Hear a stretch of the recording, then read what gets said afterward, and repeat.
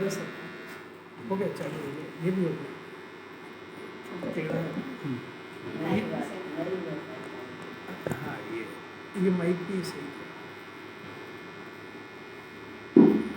Mic थोड़ा दे हाँ बस बस बस हो गया, आवाज़ आ रही है? आ गई। देखो मोह, राग, द्वेष, ये 3 तरह के परिणाम है।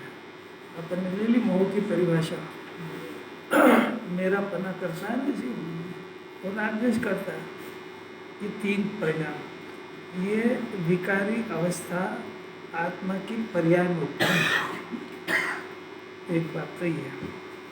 अब वो ये कह रहे हैं कि वो जड़ की ही अवस्था है, क्योंकि जड़ की ओर के झुकाव वाला भाव है, इसलिए वह जड़ी है। वह भाव आत्मा का स्वभाव नहीं है और उसकी उत्पत्ति मूलभूत आत्मा में से नहीं होती, इसलिए उसे जड़ कहा है। अब यहाँ पे 2 बात आई है, आपको सोच के जवाब देना है। इतने सारे इतने दिन हो गए सुनते सुनते। एक तो मोह राग आदि को आत्मा की विकारी अवस्था कहते हैं, और एक यहाँ पर उसको जड़ की अवस्था कहा है। 2 बात में से कौन सी सही है, और अगर दोनों सही है तो कैसे सही है ये सिद्ध करना है। समझ गया प्रश्न? समझ में आया? एक तरफ तो कह रहे हैं मोह राग द्वेष की विकारी अवस्था आत्मा की है, और एक तरफ कह रहे हैं कि मोह राग द्वेष विकारी अवस्था जड़ की है। तो पहले तो दो बातें सत्य हो सकती है क्या, और अगर है तो कैसे? आपको समझ में आ गई? तो पहले एक तरह का सिद्ध करो कि वो आत्मा की अवस्था, पहले ये सिद्ध करो। आप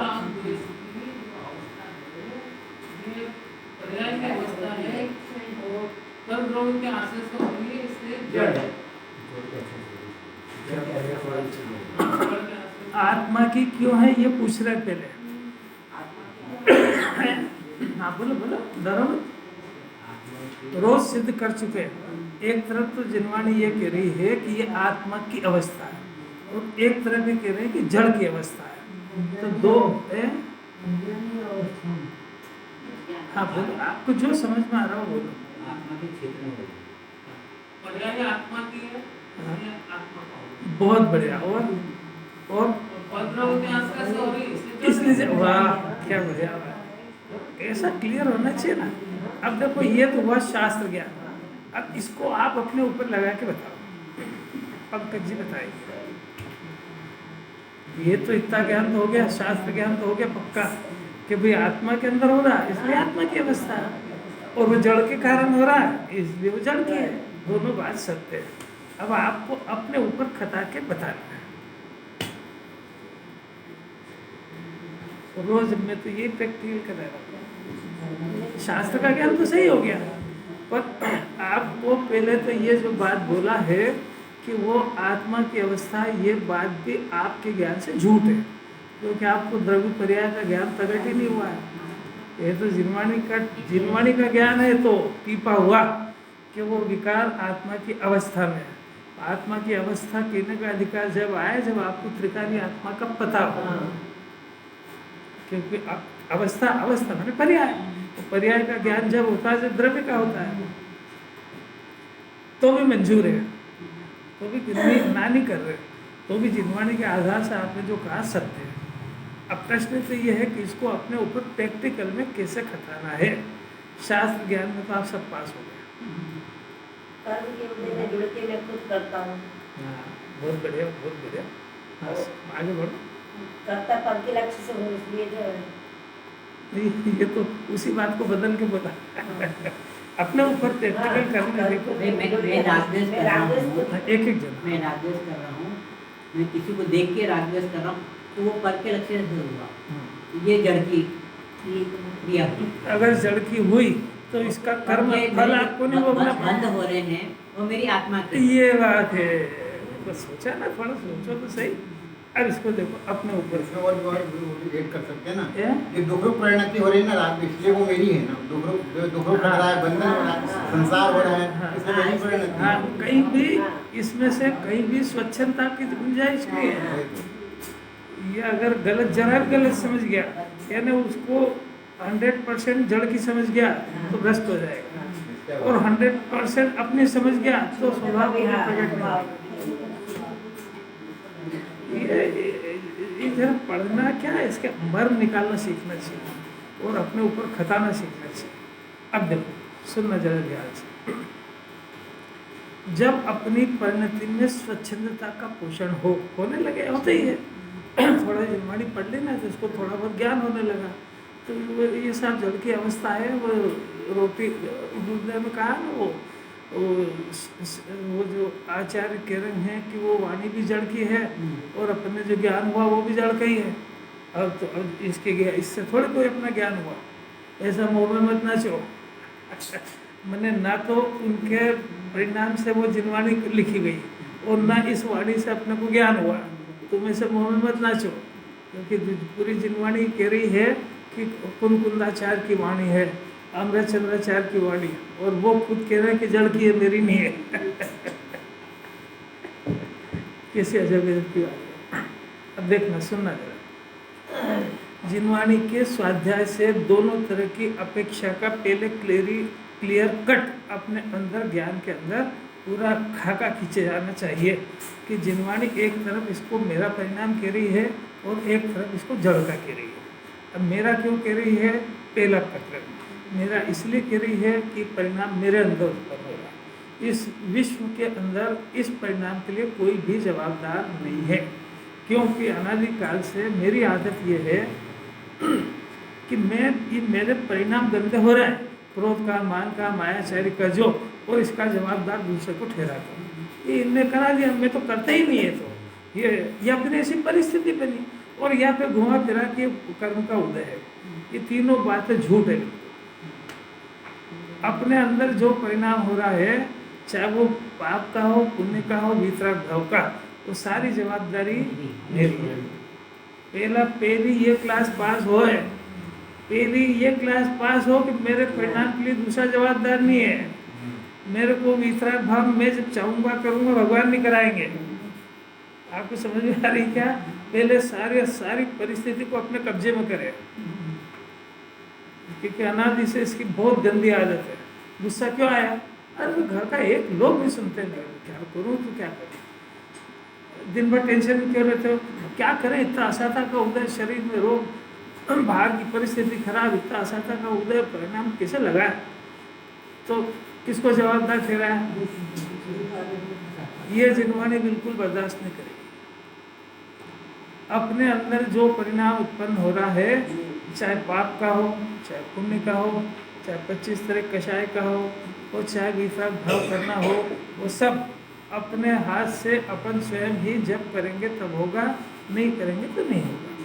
पहली जवाबदारी तो अपनी है।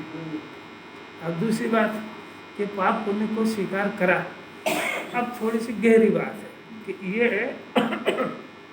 आत्मा की दो परिस्थिति है, एक त्रिकाल अवस्था और एक क्षणिक अवस्था। तो पर्याय में थोड़ा गुचवा जाता है, द्रव्य पर्याय शास्त्रीय शब्द है। अवस्था यानी आत्मा एक पदार्थ है, दूध एक पदार्थ है, और घी और मक्खन और वो जितने भी उसकी बदलती है वो दूध की अवस्था है। सोना एक पदार्थ है, कंगन, चूड़ी वगैरह जितनी भी अंगूठी वगैरह बनता है, ये सोने की अवस्था है। इस अवस्था को जिनवाणी की भाषा में पर्याय कहते हैं। आई समझ में? तो पर्याय द्रव्य से कभी अलग नहीं होती है। सोना और अंगूठी, सोना और चूड़ी, सोना और चैन, नाम उनके सब अलग अलग है और वो रहते एक साथ। ऐसा ये आत्मा की अवस्था में कषाय हो रही है। अब कषाय आत्मा की अवस्था में हो रही है, इसलिए आत्मा ही उसका करता है। ये तो हुआ एक बात। तो इसके अंदर आगम से वस्तु की सिद्धि हुई, समझ में आया? ये आगम का पोर्शन है। अब अध्यात्म इसके आगे शुरू होता है कि ये होने पर भी इस परिणाम के अंदर कौन सा परिणाम? मोह का, राग का, द्वेष का, अब आगे चल रही ना बात, अब आगे चल रही है। बिल्कुल एकांत में जब आत्मा का ध्यान करने का प्रयत्न करे, जब सम्यक दर्शन का पुरुषार्थ करे, वो क्लास चल रही है। पढ़ाई वाली क्लास पूरी हो गई, बात समझ में आई क्या? तो जो मोह राग द्वेष का परिणाम मेरे अंदर चल रहा है, इसके अंदर मेरा ज्ञान लक्षण नहीं है, इसके अंदर चेतना लक्षण नहीं है। इसलिए मोह राग द्वेष का परिणाम यद्यपि मेरे अंदर हो रहा है, पर अब इस स्वर को जिनवाणी कह रही इसको बदलो, ये मेरे अंदर उत्पन्न हो ही नहीं रहा है। क्यों? क्योंकि मेरे अंदर दो खाते डल गए, एक पर्याय का और एक द्रव्य का। तो अभी सविकल्प दशा में अपने को त्रिकाल द्रव्य मानने का पुरुषार्थ करना है। तो अब अपने त्रिकाल द्रव्य के अंदर इन कषायों का प्रवेश नहीं है, ये मेरे अंदर नहीं है। क्यों? क्योंकि मेरे स्वभाव से मैच नहीं करती।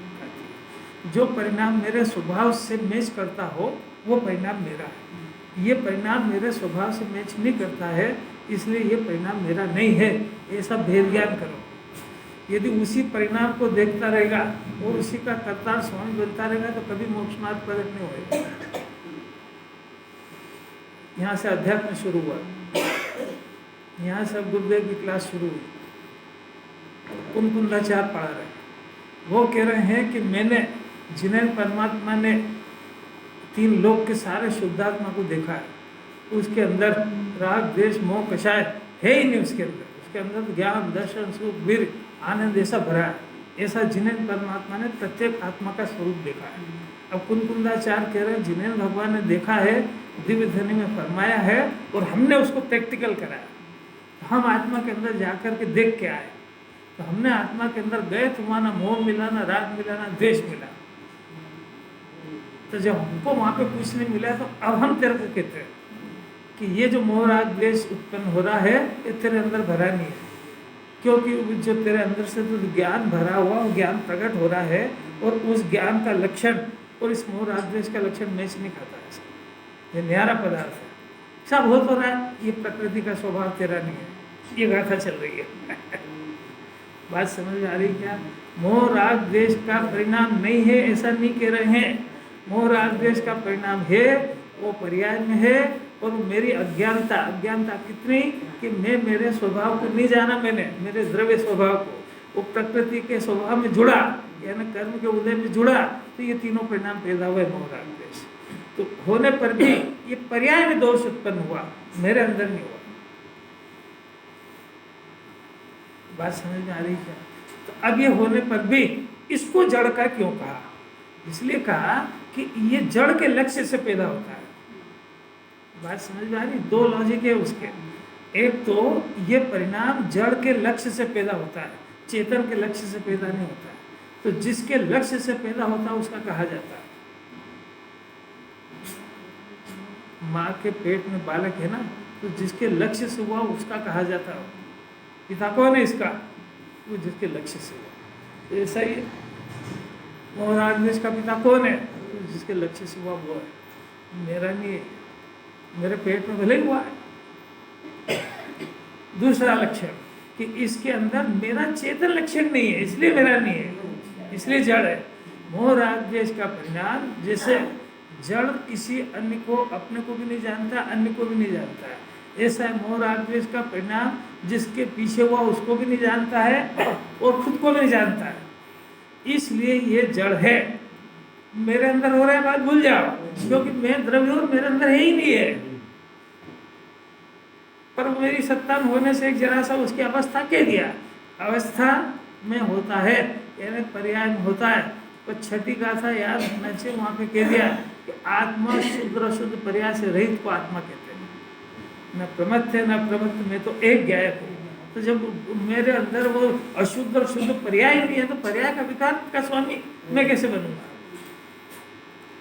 कोई समझ में आ रही क्या बात? ये अंदर का भेद विज्ञान है। ये करे बगैर उसको आत्मा हाथ में नहीं आएगा, नहीं तो रोता ही रहेगा। मेरे अंदर कषाय होगी, कषाय होगी, तो कषाय होगी तो कषाय ही दिखेगी तेरे को। आचार्य कह रहा तू ये कषाय को देखना एक बार बंद कर दे, क्योंकि जहाँ तेरे को हम दृष्टि ले जा रहे हैं उसके अंदर न तो ये कषाय है और न जीव कषाय जिस अवस्था पर्याय में हो रही है वो पर्याय भी उसमें नहीं है। अरे गुरुदेव को समझना बंसी खेल, एक सेंटेंस उसको परमात्मा बना ले उसको।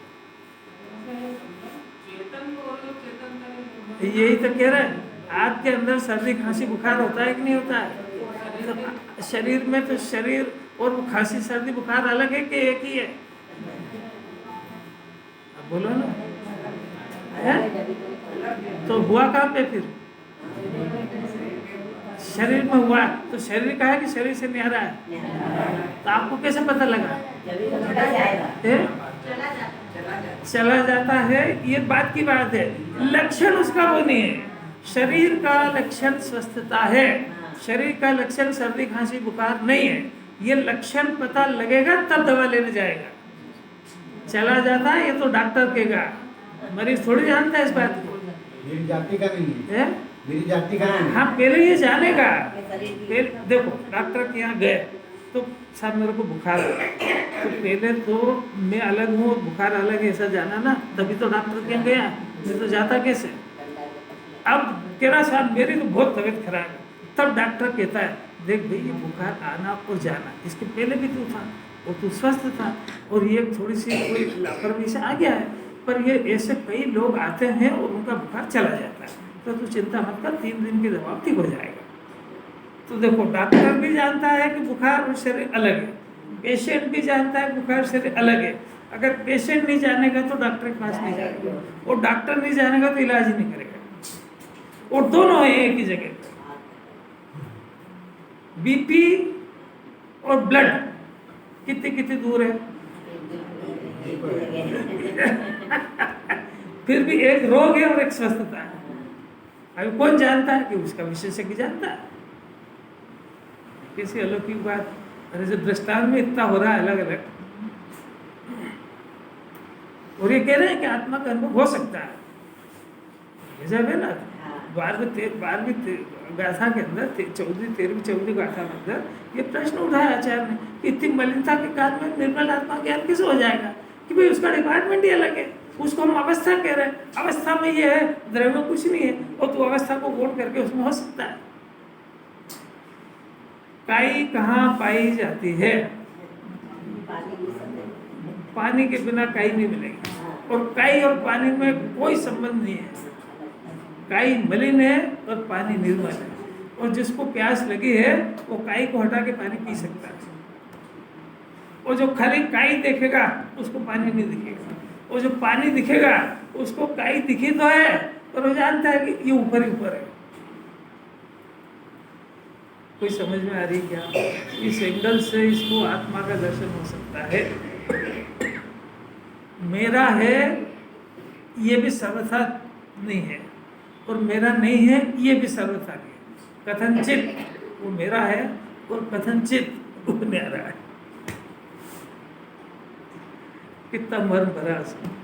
अब कौन निकाले? अपन तो फ्लो में पड़ जाते हो, तो कोई समझते है नहीं, क्योंकि समझ जाए तो न्याल हो जाए, 7 तत्व के खाते खुल जाए, द्रव्य पर्या। शास्त्रीय ज्ञान तो बहुत हो गया। प्रैक्टिकल में अपने आप को निराकुल निर्विकल्प करना सीखने की कला है ये। जब तक कषाय को देखता रहेगा तो कषाय का ही जन्म होएगा, तो कषाय का जन्म होएगा माने दुख का ही जन्म होएगा। वो सरल विधि इतनी है कि तेरा जो ज्ञान नेत्र है वो चीर के देख सकता है, इतना होशियार है वो ज्ञान।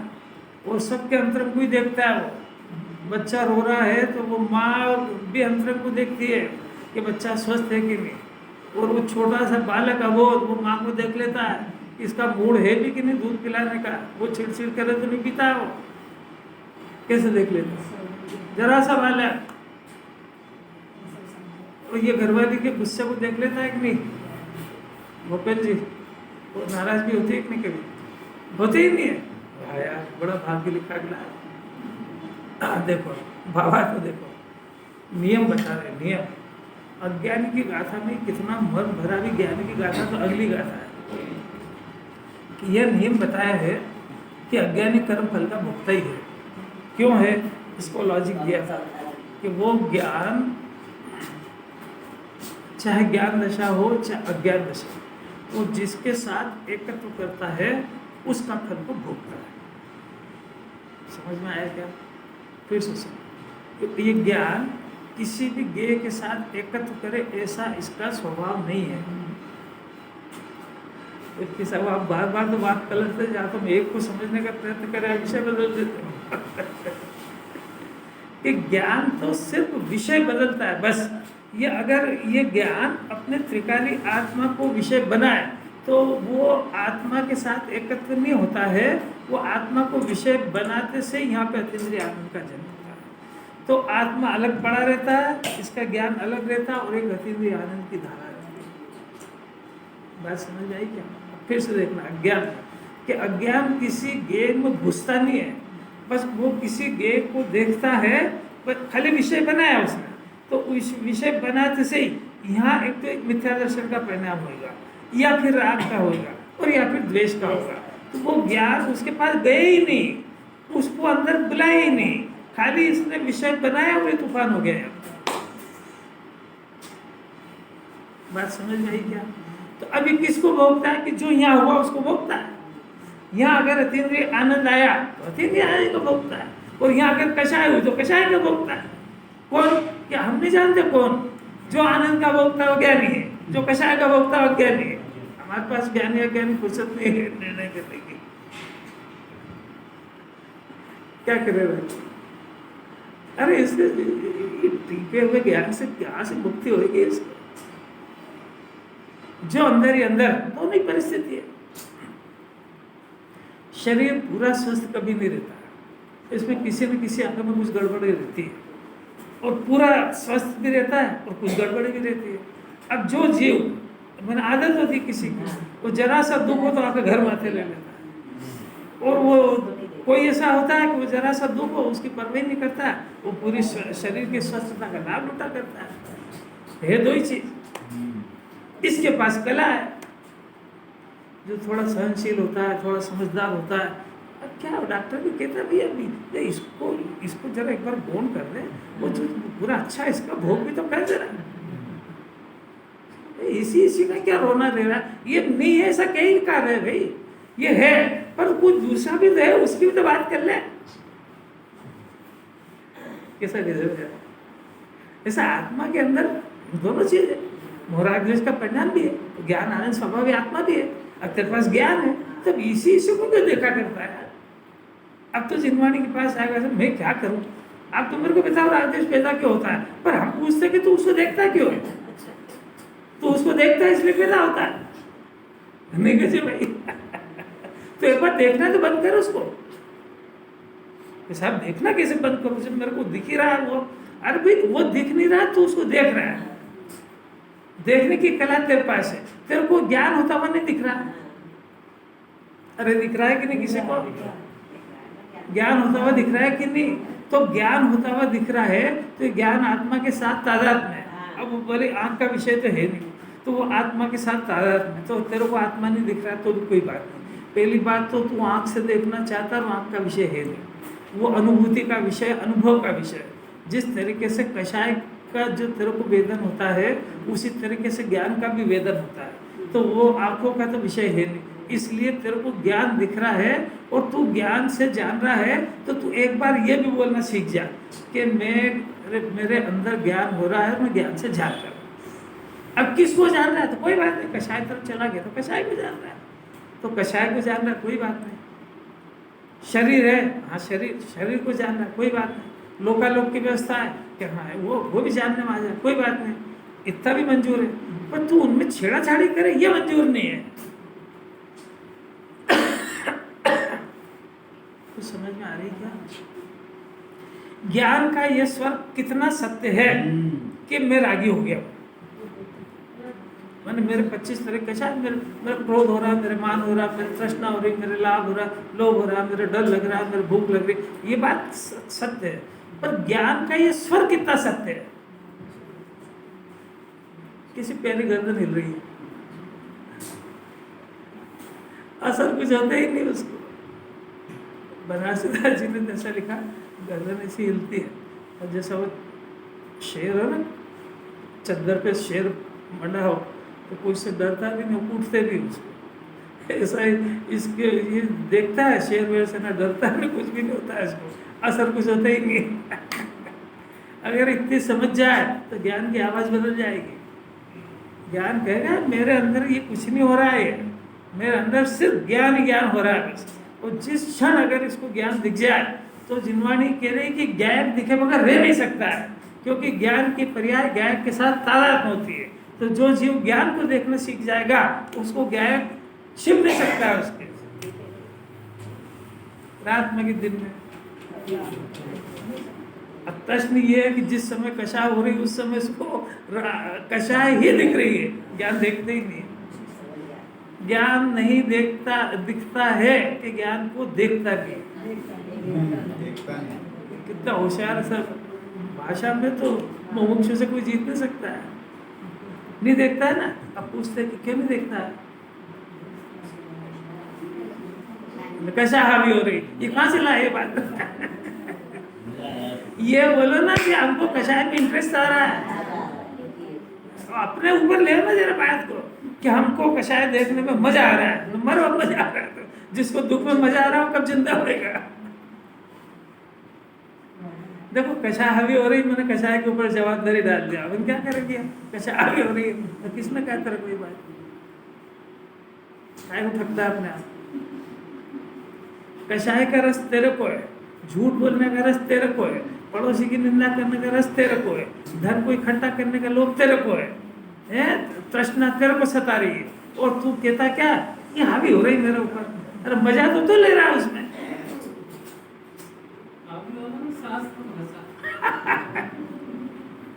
कोई बात नहीं, आपको ये तो समझ में आ जाए कि शास्त्र भाषा अलग है और मेरा जो परिणमन है वो अलग है।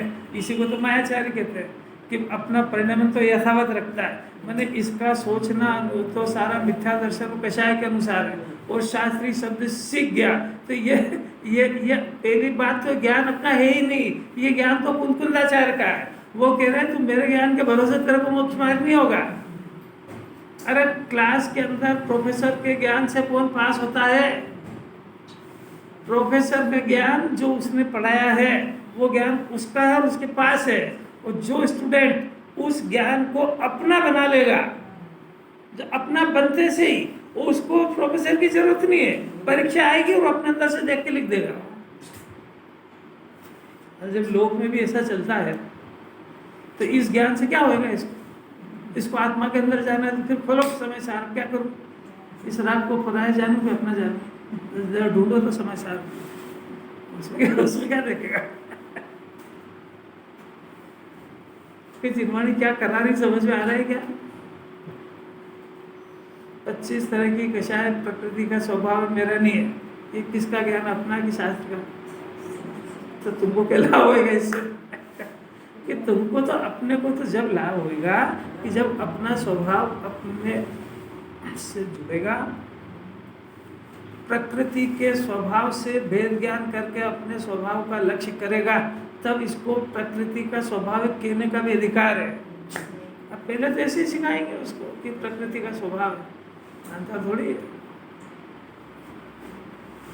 मान जाए तो मिथ्या दर्शन मान नहीं जाए। सरल लग रही, कठिन लग रही है, और इस गाथा में से अपना प्रयोजन निकालना सीखो। देखो अब यहाँ पर आपको अभव्य का उदाहरण दे रहा हूँ, तो अभव्य का उदाहरण युक्त है। क्यों? कि जैसे अभव्य का स्वयं में ऐसा स्वभाव होता है कि वो द्रव्य शुद्ध का ज्ञान आदि बाह्य कारणों के मिलने पर भी अभव्य जीव शुद्ध आत्मा के ज्ञान के अभाव के कारण कर्मोदय को भोगने के स्वभाव को नहीं बदलता है। क्या समझ में आया? एक एक शब्द देखना फिर से।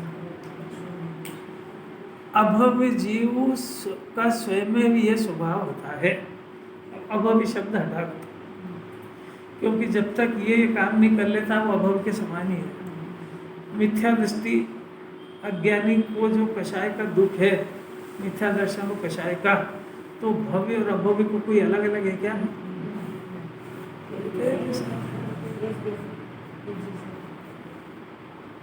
तीन लोक में जितने भी मिथ्या दृष्टि है, चाहे वो निगोद का हो चाहे चार गति में कहीं भी हो, उनका सबका दुख एक समान होता है। मिथ्यात्व कोई भेद नहीं होता है।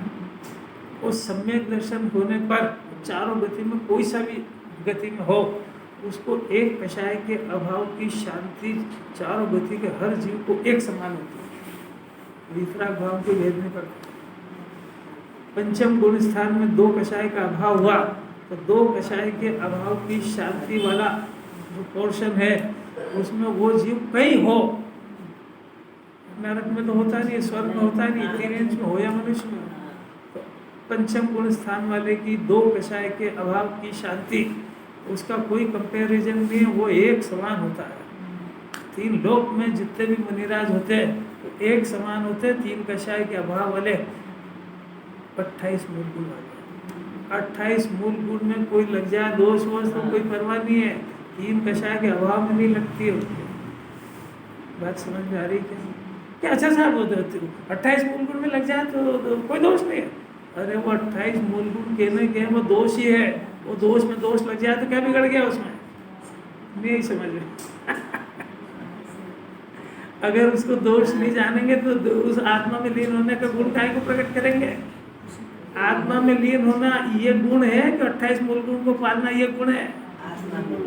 क्या सब समझदार है, उनको कोई पढ़ाने की जरूरत ही नहीं है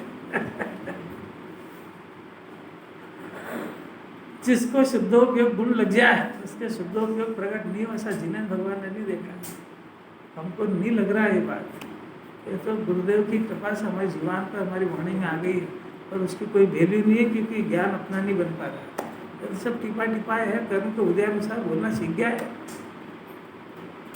शास्त्र को पढ़ के शास्त्र की भाषा बोलने लगा, इससे कोई ज्ञानी थोड़ी होता है।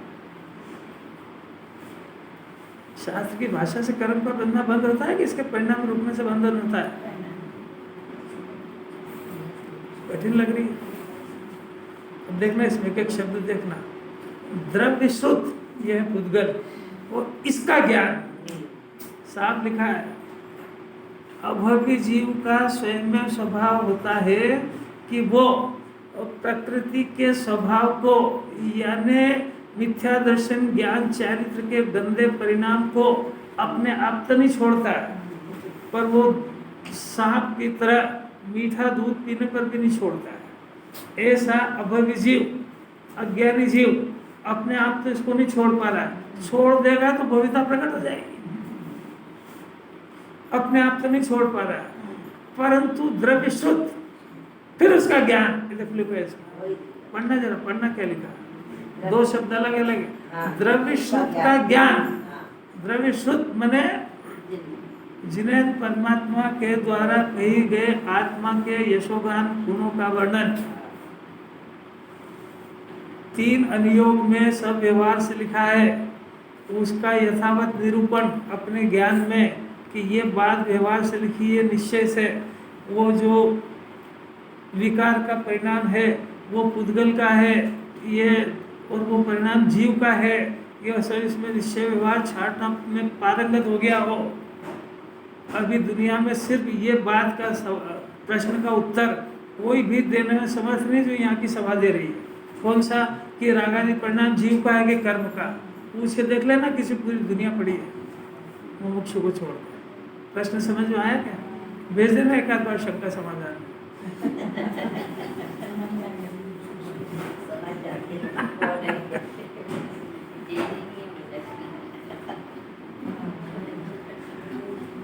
करना में तो ऐसी गलती तुम कोई खड़ा करके पूछ लेंगे कहाँ से पढ़ के आया तू ये, अरे सीधी सीधी बात है, आत्मा में हो रहा, आत्मा का है।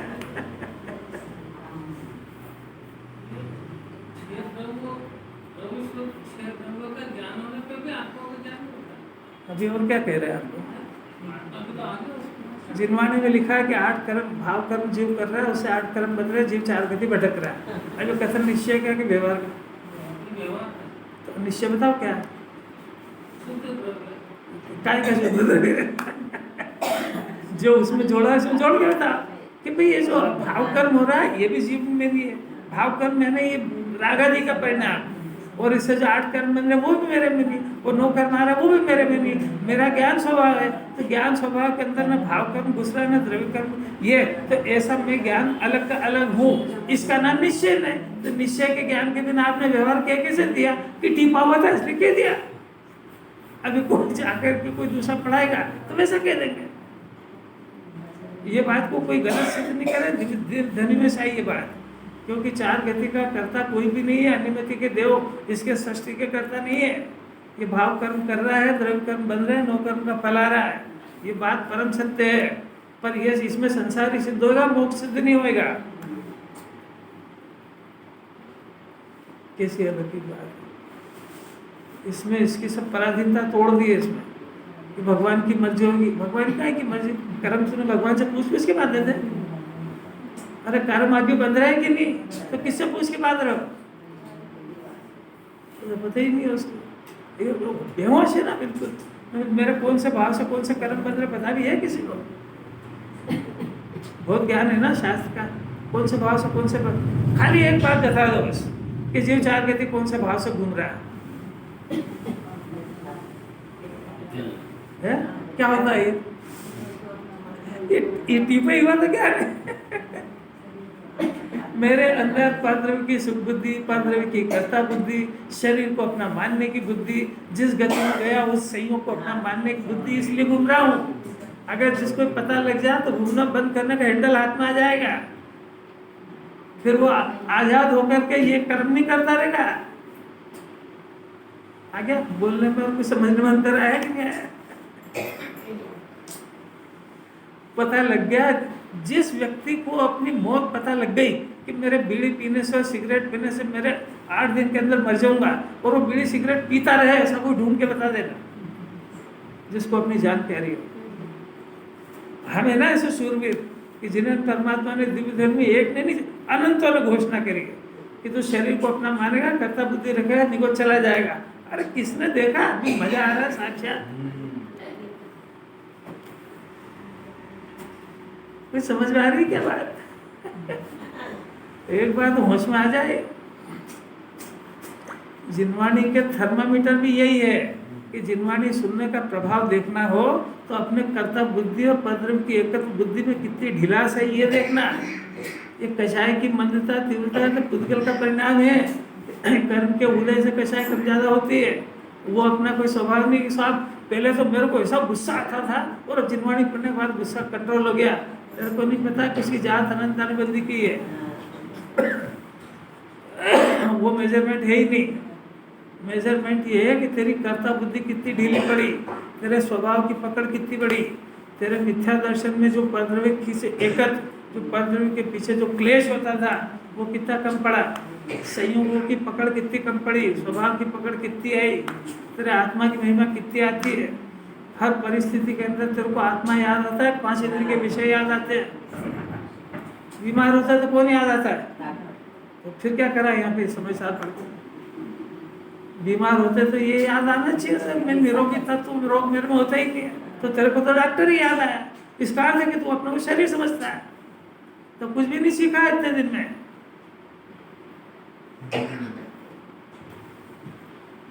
और परीक्षा में तो नहीं होके आया। ईमानदारी से देखो उसमें, ये तो जिनवाणी में लिखा है ऐसा कि जिनवाणी ये जो है ना, ये पुण्य के उदय में सब बात अच्छी लगती, भरे पेट। जरा सा पाप का उदय है ना, फिर जिनवाणी कितनी समझा देखना जरा सा। ये है ना, ऐसे ये तो इतना पुण्यशाली है कि इधर इसको 11 बजे भूख लगी और थाली इसको तैयार मिलती है। जिस दिन थाली नहीं मिले उस दिन देखना जरा भोजन याद आ रहा है क्या, निराहारी आत्मा याद आ रहा है। यही समझ, जरा असाता का उदय आए, भोजन नहीं मिले तो देखना कि आत्मा बार बार याद आ रहा है कि थाली याद आ रही है कि कहाँ से मिलेगा, कैसे मिलेगा। क्या राकेश जी, क्या इसको समय पे भोजन मिल जाए, समय पे पंखा मिल जाए, सब शास्त्र मिल जाए, आराम से कार चलते जाओ, भजन सुन रहे साहब, अरे भजन सुन रहे, सब पता लगेगा तेरे को। तू उस राग में मजा ले रहा है कि तू उसको तत्व समझ रहा है। अरे अपने साथ तो ईमानदारी रखो। बहुत ज्यादा अनुकूलता हो तो भी मन नहीं लगेगा, बहुत ज्यादा प्रतिकूलता हो तो भी नहीं मन लगता। ये अभी जिस परिस्थिति में दी बेस्ट पोजीशन है, सब तरह के अनुकूलता है। शरीर में भी कोई इतने ज्यादा रोग नहीं, आराम से यहाँ आके सुन रहा है। कोई ज्यादा खूब, हर एक के घर में 3-3 4-4 पीढ़ी खा ले, इतना धन भरा हुआ है। कोई तो तृष्णा का तो कोई अंत ही नहीं। जैसे तैसे गवर्नमेंट ने रिटायर कर दिया कि तुम धर्मात्मा हो, जैनी हो, जाओ जाके आत्मा का ध्यान करो, तो फिर खोल लेगा नहीं, फिर मरेगा जाएगा मानने को, क्योंकि वो टेंशन और चाहिए ना उसको, शांति कहाँ मिल रही है? अरे शांति मिल का रही, चाहिए ही नहीं उसको, तो क्या प्रश्न क्या है? बहुत ताकत है वितरागियों की वाणी को पचाना हंसी खेल नहीं है।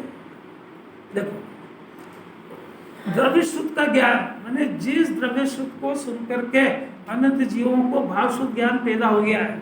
हमारी गलती इतनी थी कि द्रव्य शुद्ध ज्ञान को तो हमने पढ़ा, पर द्रव्य शुद्ध ज्ञान को आत्मज्ञान में कन्वर्ट नहीं कर पाए।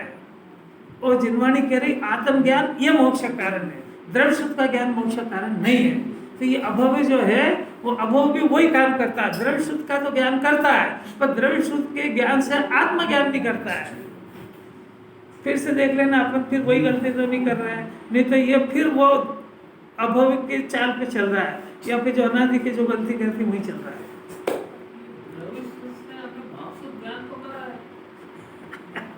भाव शुद्ध ज्ञान सब, ये किसने कहा? भाव शुद्ध ज्ञान सम्यक ज्ञान को कहते हैं। द्रव्य शुद्ध के विषय को जो ज्ञान पकड़ करके आत्म सम्यक हो जाता है उसको भाव शुद्ध ज्ञान नहीं हुआ। और सम्यक दृष्टि पशु को भाव शुद्ध ज्ञान कह रही जिनवाणी। जिनवाणी चलने दो, अपने मन की क्या अकल लगाए वहाँ, ये भाव शुद्ध ज्ञान थोड़ी है। फिर से देखना जरा, द्रव्य शुद्ध इसका कई बार सत्य होने पर भी काम ये करना था कि द्रव्य शुद्ध से वेद ज्ञान करके द्रव्य शुद्ध के ज्ञान को आत्म ज्ञान में कन्वर्ट करना था, तो कन्वर्ट करने का काम नहीं कर पाया। वो द्रव्य शुद्ध को सुन के संतुष्ट होकर के घर चला गया। तो अब तो सुन लिया ना, अब तो मेरा व्यापार व्यवसाय करने दो।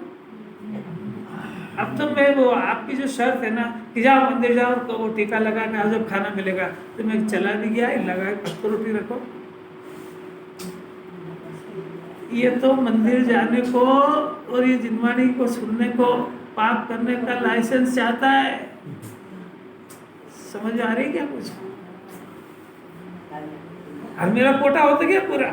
आप लोग तो कोई सुनते ही नहीं हो, मैं तो सुन रहा हूँ और सुन के आ गया हूँ। तो अब तो मैं दुकान पे जाऊंगी नहीं कि जा तो हम तो कहीं का था।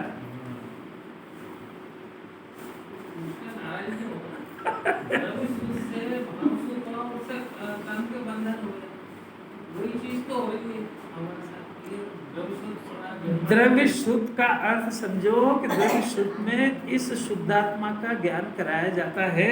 जिस शुद्धात्मा को ये जीव नहीं जानता है, इस शुद्धात्मा का भी ज्ञान कराते हैं और उस शुद्धात्मा को प्राप्त करने की विधि भी बताते हैं।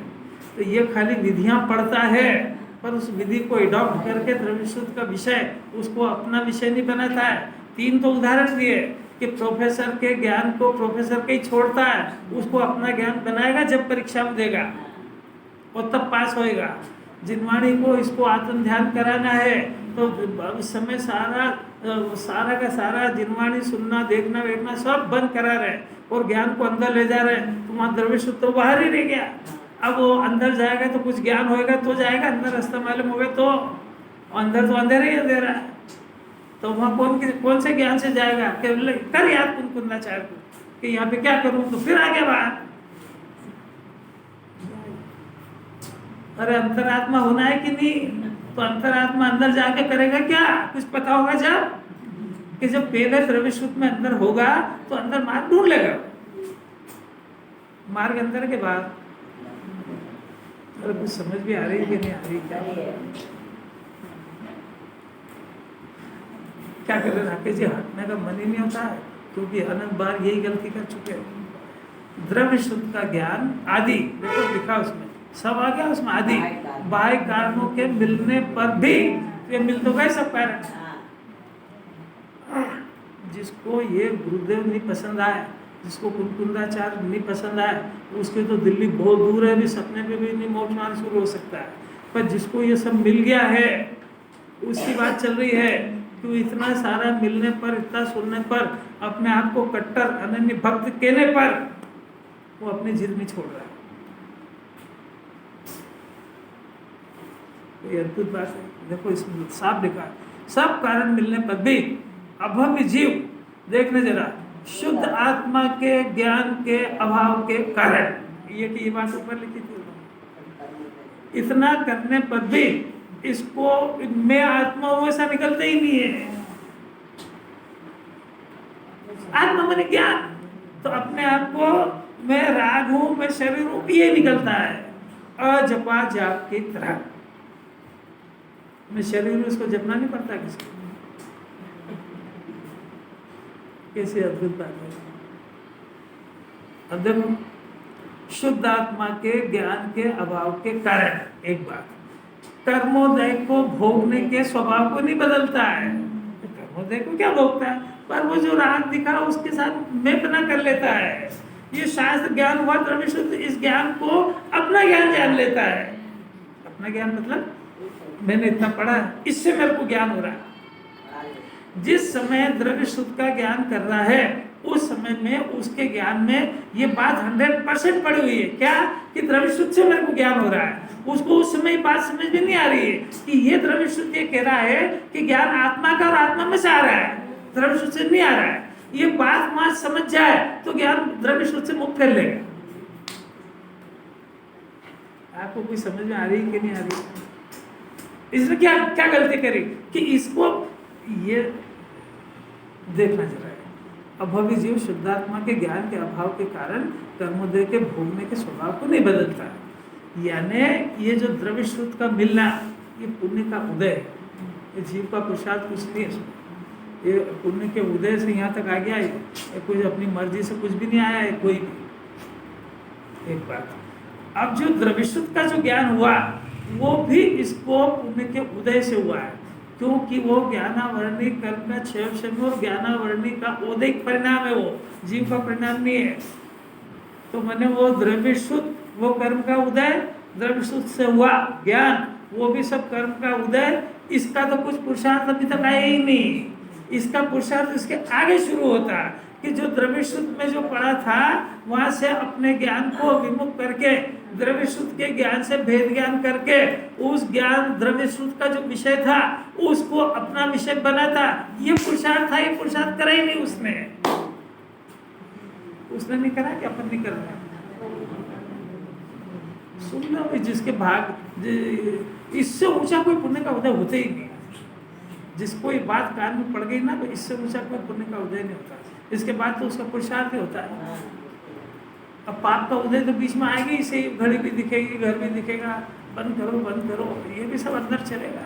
तो वो कर्म तो वो मारेगा ही सही ना, हंटर मारेगा ही सही। चौथी गाथा में आ गया कि जैसा बेल को हाँकते, ऐसा कर्म का उदय हाँकता है इसको। बंद करो, हमारा दुकान का टाइम हो गया, यही सुनते रहे क्या? कर रहे आप नाराज काय को कर रहे कुछ सही। संसार का ज्ञान, चार गति का ज्ञान, सर्वदेव मुख्य बताया है। आत्मा का ज्ञान कहाँ है? इससे मेरे को आत्मा में आया। देखो, इसमें कर्मोदय के भोगने के स्वभाव को नहीं बदलता, इसलिए उदाहरण से स्पष्ट हुआ कि देखो, शास्त्रों का ज्ञान इत्यादि होने पर भी जब तक, देखो शब्द डाली, जब तक सारा ज्ञान होने पर भी जब तक जीव को शुद्ध आत्मा का, देखो ये काम दिया ना इसको। अब द्रव्य शुद्ध के अंदर शुद्ध आत्मा बताया था, आत्मा में कर्म भी बताया था कि बंध रहे, आत्मा में कर्म का कारण राग भी बताया था, पर आत्मा में उसी में द्रव्य शुद्ध में त्रिकाली आत्मा शुद्ध है, वो मुक्त स्वभावी विराजमान है, उसका आश्रय ये भी तो था। तो वो खाली वही पढ़ता, इसको नहीं पढ़ता। इत्यादि होने पर भी जब तक जीव को शुद्ध आत्मा, देखो भगवान की आत्मा, अपनी शुद्ध आत्मा की जो अशुद्ध हुई नहीं कभी, शुद्ध आत्मा का ज्ञान नहीं है, अर्थात अज्ञानीपन है, तब तक ये हो गया।